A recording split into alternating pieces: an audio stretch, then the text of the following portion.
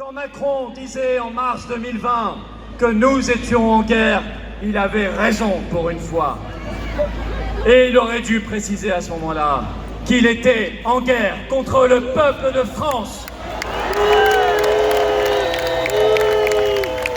Mais le peuple de France ne s'en laisse pas compter. Nous sommes un vieux et noble peuple. Nous sommes un très grand peuple. Nous sommes un peuple qui puise ses racines dans les siècles et les millénaires. Et nous allons lui montrer qu'unis, les Français sont invincibles. Depuis lundi soir, nous avons basculé dans autre chose que la France. Oui, paraît-il que le mot dérange, alors je le dirai. Nous sommes en dictature.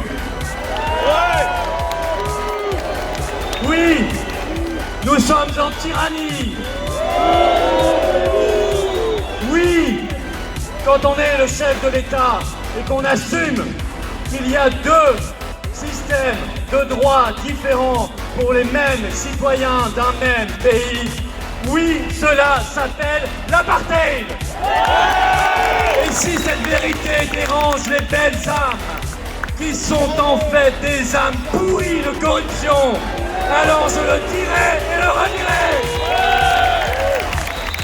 Macron le psychopathe, Macron le tyran, Macron le fou, a ouvert une boîte de Pandore lundi soir.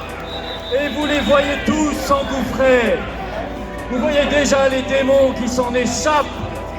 Les autres ont décidé d'être les larbins du président de la République.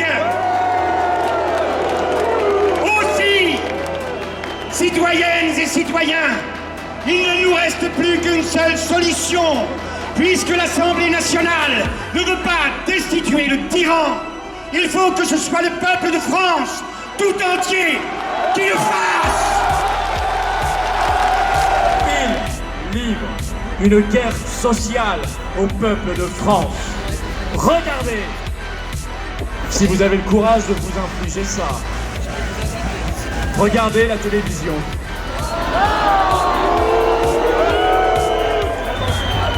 La morgue, le mépris de la plupart des journalistes et éditorialistes. Pour un même, c'est le même mépris que pour les Gilets jaunes. C'est le même mépris que pour ceux qui avaient choisi le non à la Constitution européenne. C'est le même mépris du peuple. Eh bien, vous savez quoi?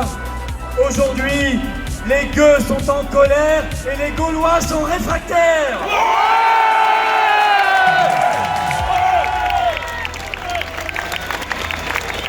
Si les Français sont obligés d'élire quelqu'un qui n'a pas de programme et dont ils ne veulent pas, ils seront déçus le lendemain. Et je vous le dis, il y aura une révolution dans ce pays avant 2022.